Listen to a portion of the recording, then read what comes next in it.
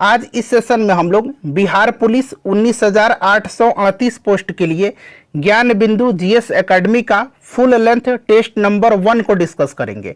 यहाँ पर आप देख भी सकते हैं Bihar police full length test और ये टेस्ट नंबर 1 है।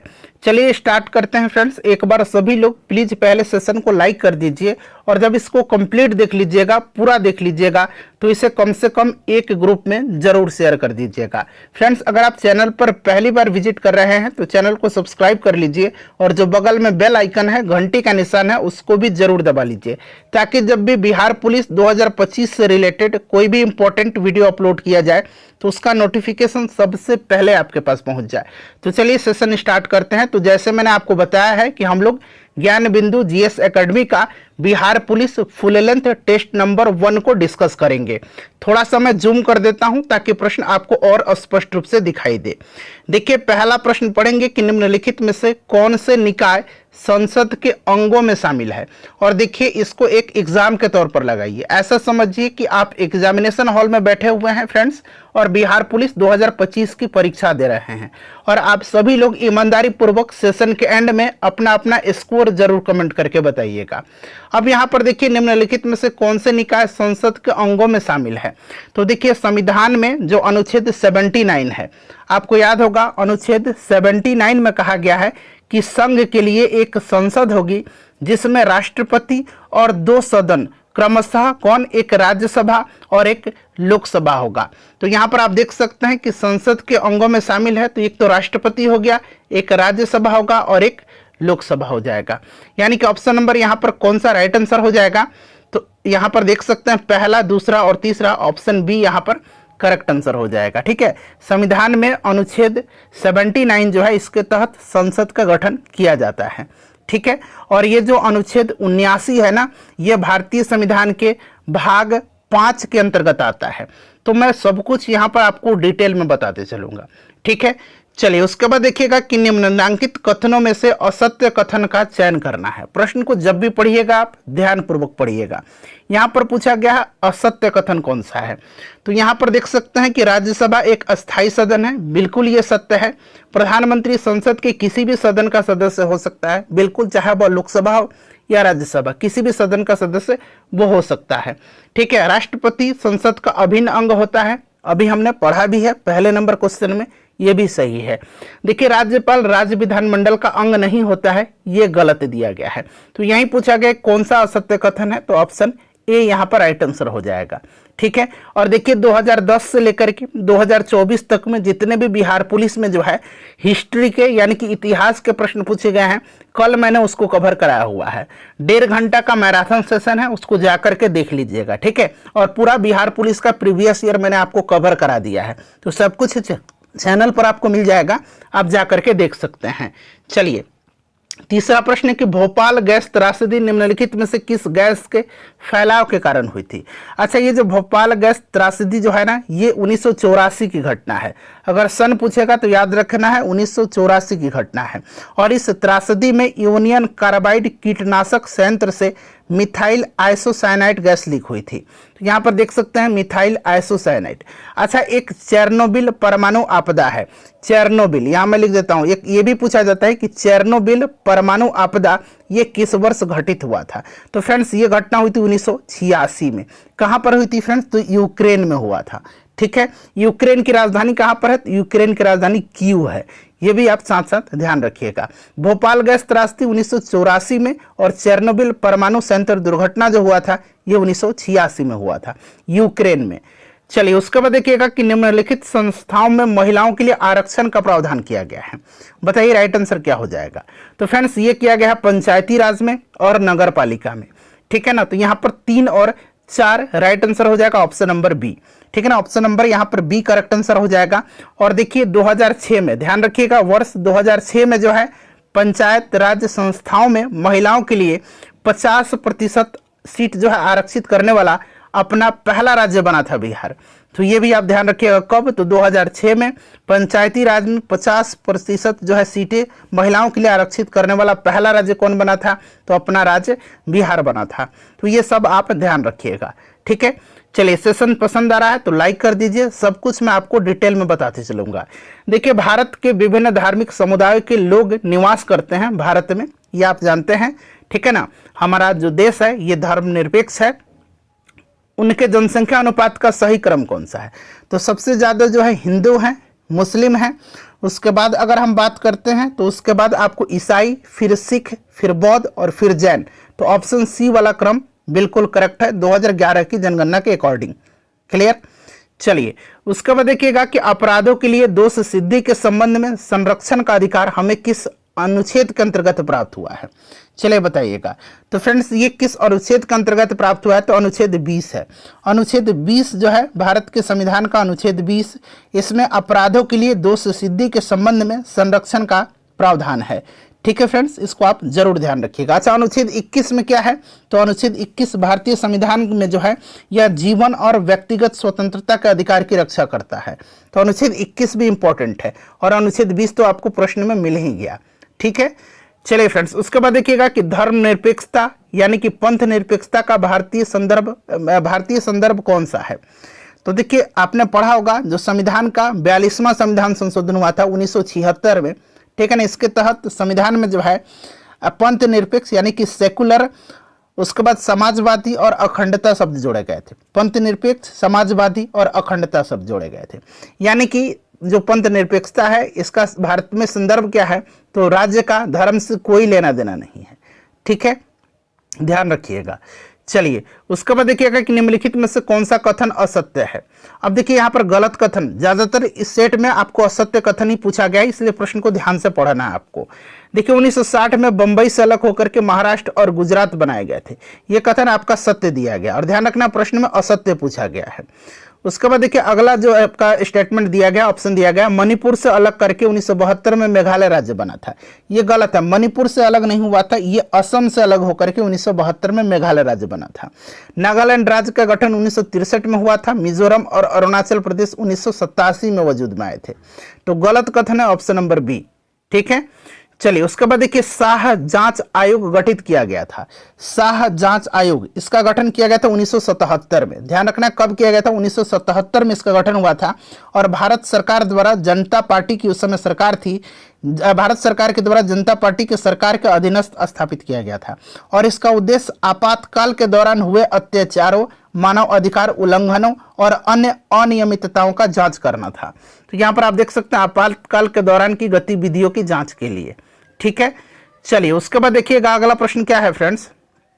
नेक्स्ट क्वेश्चन है कि भारत में संघात्मक व्यवस्था सर्वोत्तम रूप से किसके द्वारा परिलक्षित होती है, बताइए। करेक्ट आंसर यहां पर क्या हो जाएगा, तो फ्रेंड्स देखिए ये होती है संघात्मक व्यवस्था 7वीं अनुसूची के द्वारा। और 7वीं अनुसूची में क्या है, संघ और राज्यों के बीच शक्तियों का विभाजन है, बंटवारा है। और इसी में 7वीं अनुसूची में संघ सूची, राज्य सूची और समवर्ती सूची है, ये चीज आप जानते हैं। तो संघात्मक व्यवस्था सर्वोत्तम रूप से किसके द्वारा परिलक्षित होती है, तो 7वीं अनुसूची के द्वारा। ठीक है, अच्छा 8वीं अनुसूची जो है उसमें 22 भाषाओं का उल्लेख किया गया है, ये भी आप साथ साथ ध्यान रखिएगा, मैं बता दे रहा हूं आपको। चलिए उसके बाद देखिएगा कि उच्चतम न्यायालय के न्यायाधीश के रूप में नियुक्त होने के लिए निम्नलिखित में से कौन सा एक मापदंड सही नहीं है, सही नहीं पूछा गया है। कहां पर उच्चतम न्यायालय यानी कि सुप्रीम कोर्ट के न्यायाधीश के रूप में नियुक्त होने के लिए कौन सा एक मापदंड सही नहीं है। तो सबसे पहले तो आपको याद होगा फ्रेंड्स कि भारत का नागरिक होना अनिवार्य होता है। ठीक है ना, उसके बाद किसी उच्च न्यायालय में कम से कम 10 वर्ष तक की वकालत कर चुका हो, किसी उच्च न्यायालय में कम से कम 5 वर्ष तक का न्यायाधीश रहा हो और राष्ट्रपति की नज़र में एक जो है कानून का जानकार हो, लब्ध प्रतिष्ठित न्यायविद रहा हो। ठीक है ना, तो ये तीनों यहां पर होंगे और यहां पर पूछा गया नहीं है तो ऑप्शन सी यहां पर करेक्ट आंसर हो जाएगा। ठीक है फ्रेंड्स, चलिए उसके बाद देखिए मद्यपान तथा नशाखोरी पर प्रतिषेध संबंधी प्रावधान सम्मिलित है। कहां पर है, मूल अधिकार में, मूल कर्तव्य में, राज्य के नीति निर्देशक तत्व में या इनमें से कोई नहीं। तो देखिए संविधान का जो अनुच्छेद 47 है, अब देखिए जैसे ही मैंने अनुच्छेद 47 बताया तो जो लोग जानते होंगे कि संविधान के भाग 4 में 36 से लेकर के 51 तक में क्या है, राज्य के नीति निर्देशक तत्व हैं। तो इसी से आप पकड़ लीजिएगा कि ये राज्य के नीति निर्देशक तत्व में आता है। अब सुनिए 47 जो है अनुच्छेद भारत के संविधान में, ठीक है ना, इसमें कहा गया है कि राज्य मादक पेय और स्वास्थ्य के लिए हानिकारक दवाओं के औषधीय प्रयोजन को छोड़ करके इनके उपभोग पर प्रतिबंध लगाने का नियम बनाएगा। यानी कि जो मेडिकल के लिए इस्तेमाल होगा बट आप अगर स्वाद से पीते हैं मजा के लिए, तो उस पर सरकार प्रतिबंध लगाएगी, ये कहा गया है। ठीक है, और ये नीति निषेध तत्वों में आता है। ठीक है, अच्छा, मूल इसको आयरलैंड के संविधान से लिया गया है। मूल अधिकार को अमेरिका से लिया गया और मूल कर्तव्य को रूस से लिया गया है। ठीक है, चलिए नेक्स्ट क्वेश्चन हमारा कि निम्नलिखित में से कौन सा राज्यपाल की शक्तियों से संबंधित नहीं है। देखिए नहीं पूछा गया है, बताइएगा। तो फ्रेंड्स यहाँ पर थोड़ा सा ध्यान दीजिएगा। देखिए राजनयिक और सैन्य शक्तियां बिल्कुल ये राज्यपाल की शक्ति से संबंधित नहीं है, ये सब राष्ट्रपति की शक्ति है। महाधिवक्ता की नियुक्ति की शक्ति बिल्कुल राज्य का जो आपका जो सर्वोच्च विधि अधिकारी होता है राज्य का, वो महाधिवक्ता होता है, एडवोकेट जनरल होता है, और इसकी नियुक्ति राज्यपाल करता है। तो ये सही दिया गया है। राज्य विधानसभा को आहूत करने, स्थगित करने और भंग करने का अधिकार है। दंड के लिए क्षमा, विराम या परिहार प्रदान करने की शक्ति है राज्यपाल के पास। तो कौन सी शक्ति से संबंधित नहीं है, तो ऑप्शन ए होगा यहाँ पर राइट आंसर। चलिए देखिए, गंगा नदी के दक्षिण में इसकी सहायक नदी सोन के आसपास के क्षेत्र प्राचीन काल में किस नाम से जाना जाता था, बताइए। अब देखिए यहाँ पर ऑप्शन दिया गया है अवंती, वज्जी, काशी, मगध। तो फ्रेंड्स ये मगध के नाम से। और देखिए 16 महाजनपद हुआ करते थे और इन 16 महाजनपदों में मगध सबसे शक्तिशाली महाजनपद था। और मगध की राजधानी जो थी, प्रारंभिक राजधानी, ये राजगिरी थी या फिर गिरिब्रज भी कभी कभी ऑप्शन में दे देता है, गिरिब्रज। तो आप दोनों ध्यान रखिएगा। ठीक है, प्रारंभिक राजधानी थी ये मगध की। उसके बाद देखिए निम्नलिखित में से किन स्थानों पर हड़प्पा नगर प्राप्त हुए हैं। अब देखिए हड़प्पा नगर में बहुत से नगर थे, जैसे कि आपका एक हड़प्पा था, एक मोहनजोदाड़ो था, एक लोथल था, एक कालीबंगा था, पीलीबंगा था, ये सब था। तो देखिए किन नगर से प्राप्त हुए हैं, तो बिल्कुल सिंध से प्राप्त हुए हैं, सिंध पाकिस्तान से। मोहनजोदाड़ो प्राप्त हुआ है, मोहनजोदाड़ो वहीं पर है। ठीक है ना। अच्छा, उसके बाद देखिए गुजरात से आपको लोथल मिला है। ठीक है, एक प्रमुख बंदरगाह था। और उसके बाद देखिए राजस्थान, भारत से, राजस्थान से आपको कालीबंगा मिला है। ठीक है, हरियाणा से आपको कौन सा मिला है, हरियाणा से आपको राखीगढ़ी मिला है। ठीक है, याद है राखीगढ़ी। और देखिए पंजाब से क्या मिला है, पंजाब से आपको रोपड़ मिला है। ठीक है फ्रेंड्स, तो ये सब आप ध्यान रखिएगा। तो यहाँ पर देखिए ये सभी जगह से प्राप्त हुए हैं हड़प्पा सभ्यता के नगर। ठीक है ना। तो यहाँ पर 1, 2, 3, 4, 5 सभी हो जाएगा। जहाँ समझ में नहीं आएगा आप कमेंट में क्वेश्चन नंबर लिख करके बताइएगा। ठीक है ना।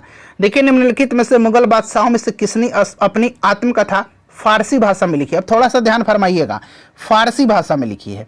तो देखिए फारसी भाषा में लिखा है किसने, जहांगीर ने। किसने, जहांगीर ने। तुजुके जहांगीरी या जहांगीरनामा कहा जाता है, ये जहांगीर की आत्मकथा है और ये फारसी भाषा में लिखा है।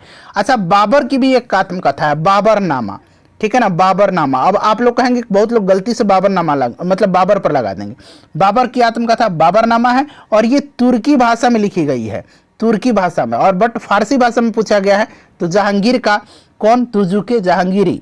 ठीक है, चलिए देखिए निम्नलिखित में से कौन सा बंगाल के नवाबों का सही कालक्रम है।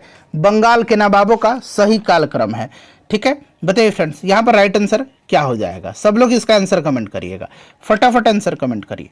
अब देखिए फ्रेंड्स, अगर हम बात करते हैं, थोड़ा सा ध्यान दीजिए, प्रश्न पूछा जाता है कि बंगाल का प्रथम स्वतंत्र नवाब कौन था। तो ये नवाब सिराजुद्दौला था। ठीक है ना, सॉरी, बंगाल का अंतिम स्वतंत्र नवाब तो नवाब सिराजुद्दौला था। और पहला नवाब मुर्शिद कुली खान था। अंतिम नवाब पूछेगा तो मंसूर अली खां था। अंतिम हिंदू शासक बंगाल का पूछेगा तो लक्ष्मण सेन था। एक बार मैं और रिपीट कर देता हूं, थोड़ा सा पहले ही बोलने में गलती हुई थी। बंगाल का अंतिम स्वतंत्र नवाब तो ये सिराजुद्दौला था, अंतिम स्वतंत्र नवाब। और अंतिम नवाब मंसूर अली खां था, बट अंतिम स्वतंत्र नवाब सिराजुद्दौला था। पहला नवाब मुर्शिद कुली खां था। तो यहाँ पर क्रम पूछा गया है कि यहाँ पर जो है सही क्रम कौन सा है। तो अभी मैं आपको बता देता हूँ, यहाँ पर जो सही क्रम होगा फ्रेंड्स वो आपका हो जाएगा ऑप्शन नंबर बी, मुर्शिद कुली खां, अलीवर्दी खां, फिर सिराजुद्दौला। ठीक है ना। और पलासी का युद्ध आपको याद होगा, ठीक है, 1757 में हुआ था। 23 जून 1757 को सिराजुद्दौला और ब्रिटिश के मध्य में, जिसमें सिराजुद्दौला की हार हुई थी। चलिए, गुलामगिरी नामक पुस्तक के लेखक कौन है इसमें से, तो गुलामगिरी को लिखा है किसने, ज्योतिबा फुले ने। यहाँ पर ज्योतिबा राव फुले देख सकते हैं, महात्मा ज्योतिबा फुले भी ऑप्शन में दे देता है। और इन्होंने सत्यशोधक समाज की भी स्थापना किया था 1873 में, ज्योतिबा फुले ने सत्यशोधक समाज की स्थापना। चलिए उसके बाद देखिए कलकत्ता अधिवेशन 1906 में कांग्रेस का लक्ष्य घोषित किया गया। अच्छा, ये 1906 में जो है कलकत्ता का जो अधिवेशन हुआ था, इसकी अध्यक्षता दादा भाई नौरोजी ने किया था। किसने किया था फ्रेंड्स? दादा भाई नौरोजी ने किया था, और इसका लक्ष्य स्वराज प्राप्ति का था। ठीक है ना। चलिए उसके बाद देखिए 1939 में निम्न में से किसे all India states people conference का अध्यक्ष चुना गया? 1939 में, सन भी याद रखना है। अगर पूछ लिया जाए कि आंसर मैं बता देता हूँ, जवाहरलाल नेहरू को। ठीक है ना, जवाहरलाल नेहरू को all India state people conference का अध्यक्ष चुना गया था। कब? 1939 में, और 1946 तक ये पद पर ये रहे थे। चलिए निम्नलिखित में से कौन सी लिपियां अशोक के अभिलेखों में प्रयुक्त हुई थी? कौन सी जो लिपि है ये अशोक के अभिलेखों में प्रयुक्त हुई? तो फ्रेंड्स थोड़ा सा यहाँ पर ध्यान दीजिएगा। देखिए अशोक का जो अभिलेख था उसको पढ़ने में सबसे पहले सफलता किसको मिली थी? तो जेम्स प्रिंसेप को। यहाँ मैं लिखता हूँ किसको? जेम्स प्रिंसेप को। जेम्स प्रिंसेप को मिली थी, ये आप ध्यान रखिएगा, ये पूछा जाता है। ठीक है। अच्छा, कौन सी लिपि थी अशोक के अभिलेख में प्रयुक्त? तो ये ब्राह्मी, खरोष्टी और अरमाइक लिपि थी। ऑप्शन नंबर यहाँ पर बी होगा, बिल्कुल राइट। चलिए उसके बाद देखिए कुषाण काल में निम्नलिखित में से कौन से स्थान से बौद्ध कला के महान केंद्र था? कुषाण काल में निम्नलिखित में से कौन सा या कौन से स्थान बौद्ध कला के महान केंद्र था? तो फ्रेंड्स ये नागार्जुन कुंड और अमरावती दोनों था। ठीक है। कुषाण वंश, ठीक है ना, कुषाण वंश का सबसे प्रतापी शासक कनिष्क हुआ था। आपको याद होगा कनिष्क के दरबार में ही चरक रहते थे, आयुर्वेद के महान जो जानकार थे, प्रसिद्ध आयुर्वेदाचार्य चरक रहते थे। ये सब आप ध्यान रखिएगा। और कनिष्क के समय में चौथा बौद्ध संगति आयोजित हुआ था कुंडलवन कश्मीर में। चलिए उसके बाद देखिए सुमेलित करना आपको, और राइट आंसर यहाँ पर चुन करके बताना है। कैलाश मंदिर कहाँ पर है? तो कैलाशनाथ मंदिर जो है फ्रेंड्स ये आपका कहाँ पर है? फटाफट मिलान करिएगा। तो फ्रेंड्स यहाँ पर आप देख सकते हैं ये आपका कांचीपुरम में है। ठीक है। पल्लवों की राजधानी कांचीपुरम हुआ करती थी, पल्लव वंश की। ठीक है। होयलेश्वर मंदिर कहाँ पर है? तो फ्रेंड्स ये आपका हेलीवीड में है। ठीक है। और बृहदेश्वर मंदिर ये आपका है, आपका कहाँ पर? तंजौर में। ठीक है। चोल वंश के शासकों के द्वारा बृहदेश्वर मंदिर का निर्माण करवाया गया था। और गोमतेश्वर मंदिर श्रवणबेलगोला में है। तो ऑप्शन नंबर यहाँ पर बी राइट आंसर हो जाएगा, 2 4 3 1। ठीक है। चलिए उसके बाद देखिएगा कि चंदावर का युद्ध किसके किसके बीच लड़ा गया। अब यहाँ पर देखिए चंदावर का युद्ध पूछा गया है कि किसके बीच लड़ा गया था। तो चंदावर का युद्ध हुआ था 1194 में। ठीक है ना, जयचंद और मोहम्मद गोरी के बीच में। और देखिए मोहम्मद गोरी का ही नाम था मोहम्मद बिन शाम। तो ये भी आप साथ साथ ध्यान रखिएगा। ऑप्शन ए यहाँ पर राइट आंसर हो जाएगा। बाकी ऑप्शन भी है यहाँ पर, आप देख सकते हैं। ठीक है ना। चलिए उसके बाद देखिएगा कि रेशम बुनकरों की श्रेणी का उल्लेख निम्नलिखित में से किस अभिलेख में मिलता है? रेशम बुनकरों की श्रेणी का उल्लेख किस अभिलेख में मिलता है? तो फ्रेंड्स ये मंदसौर का अभिलेख है। अच्छा, पूछा जाता है कि मंदसौर के अभिलेख का संबंध किससे है, किस शासक से है? तो यशोवर्मन से है। किससे है? यशोवर्मन से है। ठीक है ना, ध्यान रखिएगा। ठीक है। अच्छा, भीतरी अभिलेख का संबंध किससे है? तो भीतरी अभिलेख का संबंध जो है ये स्कंदगुप्त से है। ठीक है, ये भी पूछा जाता है। जूनागढ़ अभिलेख का संबंध किससे है? तो जूनागढ़ अभिलेख का संबंध जो है रुद्रदामन प्रथम से है। ठीक है। और प्रयाग प्रशस्ति का अभिलेख जो है, प्रयाग प्रशस्ति, इसका संबंध जो है समुद्रगुप्त से है। ये आप जानते भी होंगे। चलिए देखिए, जो भी मैं आपको बताऊंगा उसे ध्यानपूर्वक जरूर सुनिएगा और याद रखिएगा। सूर्यास्त नियम का संबंध निम्नलिखित में से किस या किन भूमि व्यवस्था या व्यवस्थाओं से था? तो सूर्यास्त नियम का संबंध जो है इस्तमरारी भूमि व्यवस्था से संबंधित है। तो यहाँ पर केवल एक राइट आंसर हो जाएगा। ठीक है। चलिए उसके बाद देखिए असहयोग आंदोलन के संदर्भ में निम्नलिखित कथनों में से कौन सा सही नहीं है? देखिए फरवरी 1922 में, अच्छा असहयोग आंदोलन स्टार्ट हुआ था 1920 में, ध्यान रखिएगा। ठीक है ना। और फरवरी 1922 में जो चौरी चौरा का कांड हुआ था, जहां पर हिंसक झड़प हुई थी, जिसके कारण गांधी जी ने इस आंदोलन को वापस ले लिया था। तो यही दिया गया, फरवरी 1922 में हिंसा की घटना के कारण गांधी जी ने असहयोग आंदोलन वापस लेना पड़ा था। बिल्कुल सही है। असहयोग आंदोलन के कारण मार्च 1922 में गांधी जी को राजद्रोह का आरोप लगाकर गिरफ्तार कर लिया गया था। असहयोग आंदोलन में किसानों, श्रमिकों और कारीगरों ने भाग नहीं लिया था। बिल्कुल गलत दिया गया, भाग इन्होंने लिया था। जीडी बिड़ला ने राष्ट्रीय आंदोलन का खुला समर्थन किया था। बिल्कुल ये सही है। अब देखिए कौन सा सही नहीं है, तो ऑप्शन सी यहाँ पर राइट आंसर हो जाएगा। चलिए 1896 में, अब थोड़ा सा बना लीजिए, 1897 में जो है विवेकानंद जी ने जो है रामकृष्ण मिशन की स्थापना किया था। एक प्रश्न तो ये हो गया। इसका प्रमुख उद्देश्य पूछा गया है कि क्या है? तो देखिए फ्रेंड्स, यहाँ पर पूछा गया इसका प्रमुख उद्देश्य, तो भारत में पाश्चात्य शिक्षा और वैज्ञानिक दृष्टिकोण का विकास करना है। अच्छा, स्वामी विवेकानंद जी ने 1893 में शिकागो के विश्व धर्म सम्मेलन में भाग लिया था। ये वर्ष पूछा जाता है कि कब लिया था, तो 1893 में। ठीक है। चलिए उसके बाद देखिएगा कि अंटार्कटिका महाद्वीप की चारों ओर घेरने वाले महासागर का क्या नाम है? तो इस महासागर का नाम है दक्षिणी महासागर। ठीक है। अच्छा, अगला प्रश्न है कि उच्च ताप एवं दाब के कारण कौन सी सेल कायांतरित सेल में परिवर्तित हो सकती है? तो ये आग्नेय सेल और अवसादी सेल दोनों परिवर्तित हो सकती है। ठीक है ना। चलिए उसके बाद देखिएगा कि निम्नलिखित में से किसका सागरीय जल की लवणता में सर्वाधिक योगदान है? किसका है? तो फ्रेंड्स ये सबसे ज़्यादा योगदान जो है ये आपका है सोडियम क्लोराइड का। ठीक है। अच्छा, बृहद ज्वार आने का सही स्थिति क्या है? बृहद ज्वार आने का सही जो स्थिति है ये आपका जब सूर्य, चंद्रमा और पृथ्वी तीनों एक सिद्ध में होते हैं, एक तल में होते हैं। तो ऑप्शन यहाँ पर ए राइट आंसर हो जाएगा। उसके बाद देखिए निम्नलिखित में से संयुक्त राज्य अमेरिका की मध्यवर्ती निम्न भूमिक की प्राकृतिक वनस्पति कौन सी है? तो आपने पढ़ा होगा कि अमेरिका में, यूएसए में प्रेयरी घास का मैदान है। ठीक है ना। तो यहाँ पर देखिए प्रेयरी घास राइट आंसर हो जाएगा। चलिए देखिए म्यांमार की सीमा भारत के किन किन राज्यों को स्पर्श करती है? तो म्यांमार की सीमा 4 राज्यों से लगती है। कौन कौन से? तो अरुणाचल प्रदेश, नागालैंड, मिजोरम और मणिपुर से। तो देखिए 2 और स्टेट याद रखना है आपको, अरुणाचल प्रदेश, नागालैंड और देखिए यहाँ पर मिजोरम और मणिपुर दिया गया है। तो यानी कि 4 और 5 यहाँ पर करेक्ट आंसर हो जाएगा ऑप्शन में। देखिए ऑप्शन यहाँ पर दिया होगा 4 और 5। ठीक है ना। देखिए निम्नलिखित में से कौन सा कथन सही नहीं है? पढ़िएगा कि पाक जल संधि एवं मन्नार की खाड़ी श्रीलंका को भारत से अलग करती है। बिल्कुल ये सही है। महावेली गंगा श्रीलंका की सबसे लंबी नदी है। ठीक है, ये भी सही है। कोलंबो एक समुद्री पतन है, यहाँ तक तो सही है, जो श्रीलंका के पूर्वी तट पर स्थित है। ये गलत है, पूर्वी तट पर नहीं है, श्रीलंका के ये पश्चिमी तट पर है। ठीक है ना। तो ये गलत हो गया। श्रीलंका का कैंडी नगर जो है बौद्ध मंदिरों के लिए प्रसिद्ध है, ये आपका सही दिया गया है। तो बताइए कौन सा सही नहीं है? तो option number C right answer हो जाएगा। चलिए उसके बाद देखिएगा कि निम्नलिखित में से हिमालय के किस भाग को आंतरिक हिमालय के नाम से जाना जाता है? तो आंतरिक हिमालय के नाम से जाना जाता है बृहद हिमालय या फिर महान हिमालय भी ऑप्शन में दे देगा। ठीक है, तो ये सब आप ध्यान रखिएगा फ्रेंड्स। चलिए अगला प्रश्न कर लेंगे कि मेघालय के पठार को 3 भागों में बांटा गया, गारो, खासी और जयंतिया पहाड़ियाँ। इसका विभाजन का आधार क्या है? तो देखिए गारो, खासी और जयंतिया ये जनजाति मेघालय में पाई जाती है, याद रखना है। और ये जनजाति जो है ये आधार है इसके विभाजन का। चलिए उसके बाद देखिएगा नेक्स्ट क्वेश्चन है हमारा कि हाँ, कि उस नदी का उद्गम कैलाश पर्वत श्रेणी में मानसरोवर झील के निकट चम्यांगडुंग जो ग्लेशियर है, हिमनद है, वहां से है। यहाँ से यह पूर्व दिशा में अनुदैर्य के रूप में बहती हुई नामचा बरवा शिखर के पास पहुंच करके अंग्रेजी की यू अक्षर जैसा मोड़ बना करके भारत में प्रवेश करती है। पूछा गया ये नदी कौन सी है? तो फ्रेंड्स ये नदी जो है ये ब्रह्मपुत्र है। ब्रह्मपुत्र को तिब्बत में सांगपो कहा जाता है, अरुणाचल में इसको दिहांग कहा जाता है, असम में ब्रह्मपुत्र कहा जाता है और बांग्लादेश में इसको जमुना के नाम से पुकारा जाता है। तो जो भी मैं बता रहा हूँ ध्यान रखना आपको। देखिए निम्नलिखित में से कौन सा कारण भारत के उत्तर पश्चिम भाग शीत ऋतु में होने वाली वर्षा के लिए उत्तरदायी है? तो भारत के उत्तर पश्चिम भारत में जो शीत ऋतु में वर्षा होती है ये पश्चिमी विक्षोभ के कारण होती है। देखिएगा कि व्यक्ति वस्तुओं को देख पाता है, तो देखिए व्यक्ति वस्तुओं को देख पाता है जब प्रकाश वस्तु पर पड़ता है और फिर वहां से परावर्तित होकर हमारी आंखों तक पहुंचता है। तो ऑप्शन नंबर यहाँ पर सी राइट आंसर हो जाएगा।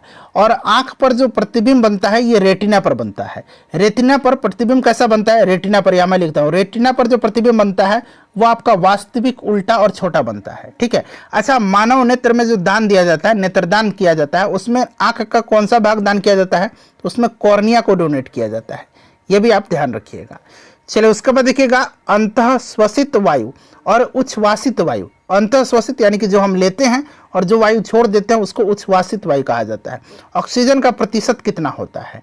तो अंतः श्वसित में 21% और उच्छ्वासित में 16.4%। ठीक है। चलिए देखिएगा चिकित्सीय हृदय स्पंद को मापने के लिए, अब ध्यान दीजिएगा, हृदय स्पंद को मापने के लिए निम्नलिखित में से किस यंत्र का प्रयोग किया जाता है? तो हृदय स्पंद को मापने के लिए स्टेथोस्कोप का प्रयोग किया जाता है। यहाँ पर बहुत लोग ईसीजी बताएंगे, तो ईसीजी जो है ये आपका जब हृदय में कोई विकार होता है उसकी जांच के लिए किया जाता है। चलिए उसके बाद देखिए निम्नलिखित में से कौन सा खाद्य श्रृंखला का सही क्रम है? तो खाद्य श्रृंखला का देखिए घास को कीट खाएगा, कीट को मेढक, मेढक को सर्प और सर्प को गरुड़ खा जाएगा। ये वाला बिल्कुल राइट आंसर है। अच्छा, आपने पढ़ा होगा कि खाद्य श्रृंखला में ऊर्जा का प्रवाह जो होता है केवल 10% होता है। मतलब एक पोषी स्तर से दूसरी पोषी स्तर में केवल 10% ही ऊर्जा का स्थानांतरण होता है। ये पॉइंट आप ध्यान रखिएगा। चलिए उसके बाद देखिएगा, कॉड लिवर तेल में विटामिन डी अधिक मात्रा में पाया जाता है। और ये कॉड लिवर तेल निम्नलिखित में से किस जीव से प्राप्त होता है? विटामिन डी, ध्यान रखिएगा, कॉड लिवर ऑयल से प्राप्त होता है, मछली के कॉड लिवर ऑयल से। ठीक है, तो यहां पर ऑप्शन में आप देख सकते हैं मछली दिया होगा निश्चित रूप से। देखिए ऑप्शन बी में आप देख सकते हैं मछली है। देखिएगा सूची दिया गया है, मिलान करना, एक तरफ आविष्कार है, दूसरी तरफ आविष्कारक का नाम दिया गया है। किण्वन की खोज किया था लुई पास्टर ने, फर्मेंटेशन का खोज। पेनिसिलिन का खोज किया था किसने? अलेक्जेंडर फ्लेमिंग ने। चेचक का टीका का खोज एडवर्ड जेनर ने किया था और बेसिलस एंथ्रेसिस का खोज किया था रॉबर्ट कोच ने। अब इसको आप लोग मिला भी लीजिएगा, ठीक है ना, बहुत ही आसान है, ऑप्शन ई ही होगा शायद, एक बार आप लोग मिला लीजिएगा, ठीक है ना, यहां मैंने मिलान करके आपको बता दिया है। चलिए देखिए, आग बुझाने वाले कर्मचारियों के परिधानों पर एक परत चढ़ी होती है जो इसे अग्निरोधक बनाती है। यह परत निम्नलिखित में से किसकी होती है? तो फ्रेंड्स ये परत मेलामाइन की होती है। काफी इंपॉर्टेंट क्वेश्चन है और बिहार के एग्जाम में ये कई बार पूछा गया है। चलिए, पृथ्वी कई परतों में बटी हुई है, इनमें से कौन सी परत भूस्पंदन के लिए उत्तरदायी है? तो फ्रेंड्स ये क्रस्ट है, यानी कि भूपर पट्टी है। पौधे की तनों की परिधि, ध्यान से पढ़िएगा, तनों की परिधि में वृद्धि निम्नलिखित में से किसके कारण होती है? अब देखिए पौधे की तनी की वृद्धि जो है दो प्रकार की होती है, मतलब दो उत्तक होते हैं, दो उत्तक हैं, कौन कौन से? तो एक शीर्षस्थ विभाज्य उत्तक और एक पार्श्व विभाज्य उत्तक।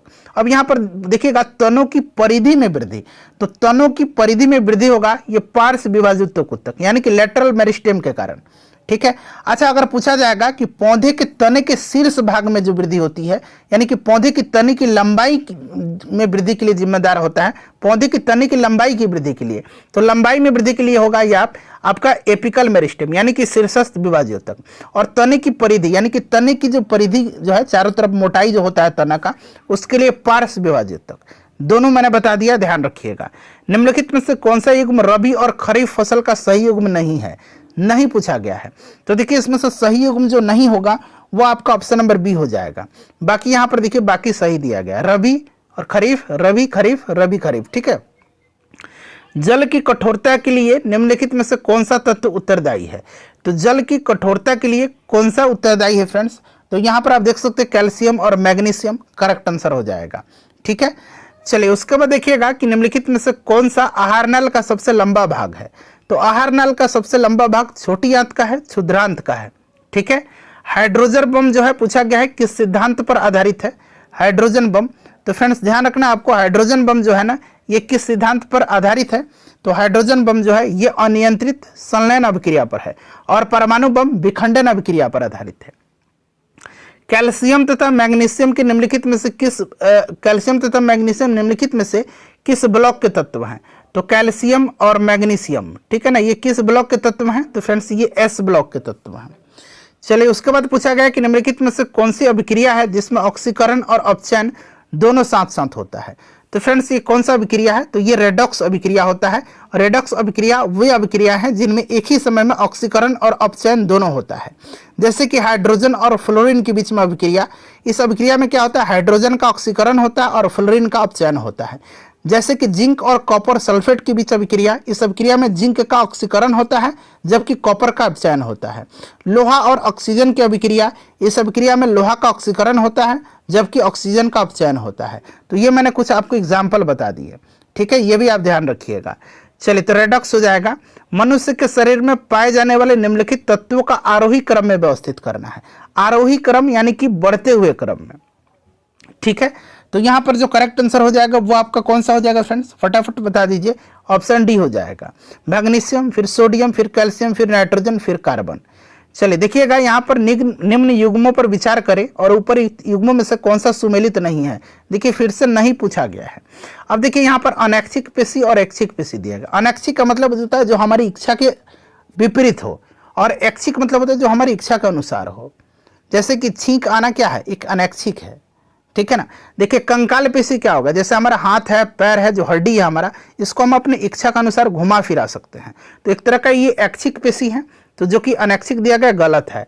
अतरंग पेशी ये अनैच्छिक पेशी होती है। हृदय पेशी ये भी अनैच्छिक पेशी होती है। तो कोई भी इसमें से जो है सही सम्मिलित नहीं है। तो पूछा गया कौन सा सही सम्मिलित नहीं है? 1, 2, 3 तीनों राइट आंसर हो जाएगा। ऑप्शन डी करेक्ट आंसर है। देखिए ओम के नियम के संबंध में निम्नलिखित में से कौन सा विकल्प सही है? तो ओम का नियम V = क्या होता है? IR होता है। यहाँ पर देखिए RI उलट दिया गया, कोई बात नहीं, दोनों तरीके से आपने याद किया होगा। निम्नलिखित में से देखिए कौन सा विकल्प तरंग दैर्घ्य का बढ़ता हुआ क्रम प्रदर्शित करता है? बताइए, बढ़ता हुआ क्रम। तो यहाँ पर देखिए बढ़ता हुआ क्रम इसमें से जो प्रदर्शित कर रहा है वो आपका कर रहा है गामा किरण, एक्स किरण, और रक्त किरण और रेडियो तरंग। ठीक है। डीएनए में पूछा गया है कि कौन सा क्षार उपस्थित नहीं होता है? डीएनए में 4 तरह के नाइट्रोजनी क्षार होते हैं, ठीक है ना, 4 तरह के। कौन कौन से? तो एडेनिन, साइटोसिन, गुआनिन और थाइमिन। एडेसिन, साइटोसिन और एक और छूटा हुआ है, यहाँ मैं लिख देता हूँ गुआनिन, ठीक है ना, गुआनिन और थाइमिन। इसमें शामिल नहीं होते यूरेसिल। तो ऑप्शन यहाँ पर डी करेक्ट आंसर हो जाएगा, यूरेसिल। चलिए, जब प्रकाश के पथ पर अपारदर्शी अत्यंत छोटी वस्तु को रख दिया जाता है तो प्रकाश सरल रेखा में चलने की बजाय इसके किनारों पर मुड़ जाता है। प्रकाश के इस प्रभाव को क्या कहते हैं? तो फ्रेंड्स, इसको कहा जाता है प्रकाश का विवर्तन। क्या कहा जाता है? प्रकाश का विवर्तन।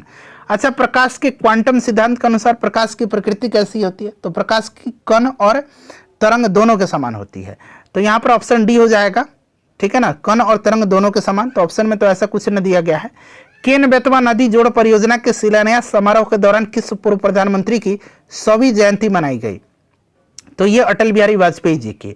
भारत और किस देश के बीच संयुक्त सैन्य अभ्यास साइक्लोन 2025 10 फरवरी 2025 को राजस्थान के महाजन फील्ड फायरिंग रेंज में शुरू हुआ था? तो देखिए, साइक्लोन जो है इसका आयोजन भारत और मिस्र के बीच में होता है, ठीक है। चलिए, उसके बाद देखिएगा कि माधव राष्ट्रीय उद्यान, जिसे मार्च 2025 में टाइगर रिजर्व घोषित किया गया था, मध्य प्रदेश के किस जिले में स्थित है? आपको ध्यान रखना, माधव टाइगर उद्यान जो है ये कहाँ पर है, किस राज्य में है? तो मध्य प्रदेश में, और मध्य प्रदेश की शिवपुरी में है। चलिए, मार्च 2025 में भारत के द्वारा शुरू किए गए मिशन ऑपरेशन ब्रह्मा का मुख्य उद्देश्य क्या था? तो देखिए, इसका मुख्य उद्देश्य जो था भारत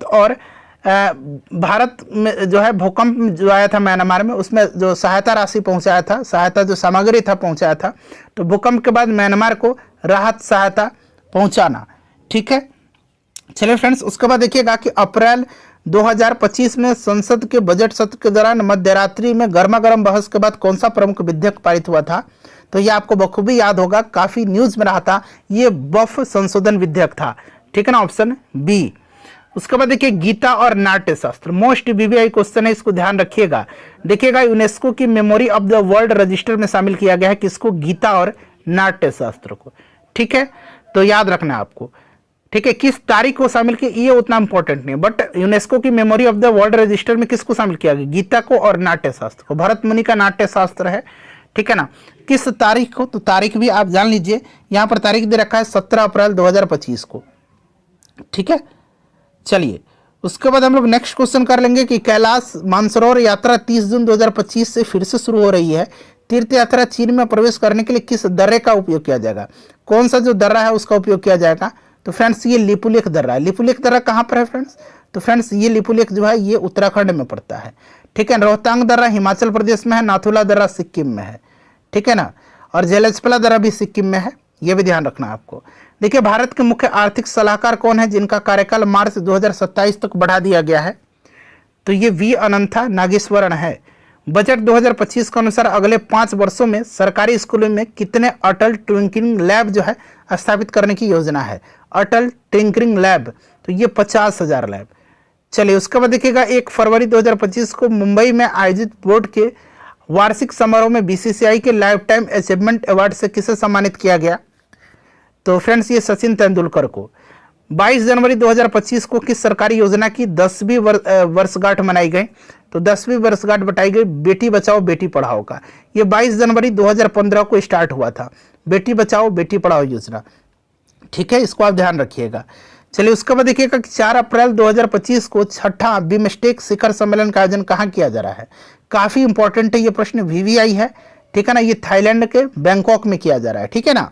अच्छा, ऑप्टिकल फाइबर का आविष्कारक कौन है? ये प्रश्न ऑलरेडी बिहार पुलिस में पूछा जा चुका है, नरेंद्र सिंह कपानी है, ठीक है, नरेंद्र कपानी यहाँ पर देख सकते हैं। 2 वर्ण को मेल को क्या कहते हैं? हिंदी का क्वेश्चन है, संधि कहा जाता है। आजन्म में कौन सा समास है? तो इसमें अव्ययी भाव समास है, ठीक है फ्रेंड्स, इसको आप ध्यान रखिएगा। चलिए, उसके बाद देखिए अगला प्रश्न, ग्रीन पीस इंटरनेशनल का मुख्यालय कहाँ पर है? देखिए, ग्रीन पीस इंटरनेशनल का जो स्थापना हुआ था, ये कब हुआ था? तो फ्रेंड्स इसकी स्थापना हुआ था, आपको ध्यान रखना है कब, तो 1971 में, और इसका हेडक्वार्टर जो है नीदरलैंड के एम्स्टर्डम में है। द्वितीय विश्व युद्ध कब से कब तक चला था? अच्छा, ये इंपॉर्टेंट उतना नहीं है जितना इसका तत्कालिक कारण महत्वपूर्ण है। दूसरा विश्व युद्ध का तत्कालिक कारण क्या था? तो पोलैंड पर जर्मनी का आक्रमण, पोलैंड पर जर्मनी का आक्रमण, ठीक है ना, ये पूछा जाता है। अच्छा, प्रथम विश्व युद्ध का तत्कालिक कारण क्या था? ऑस्ट्रिया के राजकुमार फर्डिनेंड की बोस्निया की राजधानी सेरेजो में हत्या, यह प्रथम विश्व युद्ध का तत्कालिक कारण था। प्रथम विश्व युद्ध 1914 से 18 तक चला था और दूसरा विश्व युद्ध 1939 से 1945 तक चला था। तो देखिए ऑप्शन में कहां पर दे रखा? ऑप्शन नंबर बी में। चलिए उसके बाद देखिएगा लघु पतन के समय क्या होता है? लघु पतन यानी कि शॉर्ट सर्किट के समय, तो सर्किट में विद्युत धारा का मान बढ़ जाता है, ठीक है। हॉर्नबिल फेस्टिवल कहाँ मनाया जाता है? हॉर्नबिल नागालैंड में मनाया जाता है, ध्यान रखिएगा, ठीक है। अच्छा, एक संगई महोत्सव है, संगई महोत्सव कहाँ पर मनाया जाता है? मणिपुर में मनाया जाता है। चलिए, हरित क्रांति का प्रभाव मुख्य रूप से किन क्षेत्रों में जो है, किन किन क्षेत्रों में था? भारत में हरित क्रांति का जो जनक है डॉक्टर एम एस स्वामीनाथन को माना जाता है, और वर्ल्ड में हरित क्रांति का जनक डॉक्टर नॉर्मन बोरलॉग को माना जाता है, ठीक है ना। और ये पंजाब, हरियाणा, पश्चिमी उत्तर प्रदेश में इसका जो है सर्वाधिक प्रभाव देखने को मिला था। चलिए देखिएगा कि श्रम बल जनसंख्या में किस आयु वर्ग के बच्चों को शामिल किया जाता है? तो फ्रेंड्स ये शामिल किया जाता है आपका किस वर्ग के? तो 15 से लेकर के 59 वर्ग, ठीक है, ऑप्शन बी। औपनिवेशिक काल में विभिन्न आर्थिक क्षेत्रों में संलग्न जनसंख्या के आधार पर निम्नलिखित क्षेत्रकों को घटते क्रम में लगाई। देखिए अगर आप इसमें से 60 नंबर भी ला लेते हैं ना, 55 से 60, तो आपकी तैयारी अच्छी मानी जाएगी, ठीक है। तो यहाँ पर देखिए सबसे ज्यादा कृषि में थे, उसके बाद निर्माण में, फिर सेवा में। तो यहाँ पर देखिए 1, 2, 3 करेक्ट आंसर हो जाएगा, ठीक है। देखिए निम्नलिखित कथनों पर विचार करिए, और यहाँ पर देखिए कथन और कारण दिया गया, और नीचे दिए गए कूट का प्रयोग करके सही उत्तर का चयन करना है यहाँ से, ठीक है। अब देखिए भारत सरकार ने 1990 में नई आर्थिक नीति की घोषणा किया था। नहीं, जो नई आर्थिक नीति है जिसको कि शॉर्ट में एनईपी कहा जाता है, न्यू इकोनॉमिक पॉलिसी, इसकी घोषणा 1991 में किया था। कब किया था? 1991 में। यह नीति पीवी नरसिम्हा राव सरकार के द्वारा घोषित किया गया था, तो ये गलत हो गया। और वित्तीय संकट के समय विश्व बैंक और IMF जो इंटरनेशनल मॉनेटरी फंड है, ठीक है ना, उसके द्वारा वित्तीय सहायता उदारीकरण और निजीकरण की शर्तों पर दी जाती है, ये वाला स्टेटमेंट सही है। तो देखिए कौन सा गलत है? पहला यानी कि कथन ए गलत है और कारण आर सही है। देखिए कथन ए जो है गलत है और कारण आर सही है, ऑप्शन डी होगा। चलिए देखिए विश्व व्यापार संगठन WTO वर्ल्ड ट्रेड ऑर्गेनाइजेशन का गठन किस वर्ष हुआ था? तो फ्रेंड्स इसका गठन गैट के स्थान पर किया गया था। कब? 1995 में। हेडक्वार्टर स्विट्जरलैंड के जेनेवा में है। उसके बाद देखिएगा कि यहाँ पर किसका, हॉर्स का आपको स्त्रीलिंग बताना है, फेमिनिन बताना है, तो हॉर्स का मेयर होता है, ठीक है। Find out the abstract noun of the following sentence, the theatre was इनगल्फ्ड in darkness, तो यहाँ पर डार्कनेस हो जाएगा। उसके बाद देखिएगा कि which among the following word is not plural, इसमें से बहुवचन कौन सा नहीं है? तो न्यूक्लियस नहीं है। कवि प्रिया के रचनाकार कौन है? तो यहाँ पर देखिएगा कवि प्रिया के जो रचनाकार हैं फ्रेंड्स वो केशव दास है। बैडमिंटन के खेल में महिलाओं के लिए निम्नलिखित में से कौन सा कप या ट्रॉफी प्रदान किया जाता है? तो फ्रेंड्स कौन सा? उबर कप। अब देखिए 90 तक में अपना स्कोर आप बताइए। अब देखिए 91 से लेकर के 100 तक में गणित का क्वेश्चन है, फटाफट मैं आंसर इसका बता देता हूं, तब तक आप लोग अपना जो है स्कोर कमेंट करके बता दीजिए, ठीक है ना। 92 का ऑप्शन बी हो जाएगा। उसके बाद देख लीजिए 93 का ऑप्शन डी दिया गया है। 94 का देखिए 94 का ऑप्शन ए है। 95 का ऑप्शन सी। 96 का देखिए 96 का जो करेक्ट आंसर होगा ऑप्शन डी। एक बार आप खुद से भी सॉल्व कर लेंगे, ठीक है। 97 का सी। 98 का जो राइट आंसर हो जाएगा ऑप्शन बी हो जाएगा। 99 का देख लीजिए 99 का ऑप्शन ए, और 100 का जो करेक्ट आंसर होगा फ्रेंड्स ऑप्शन बी हो जाएगा। सेशन को लाइक कर दीजिए और शेयर कर दीजिए।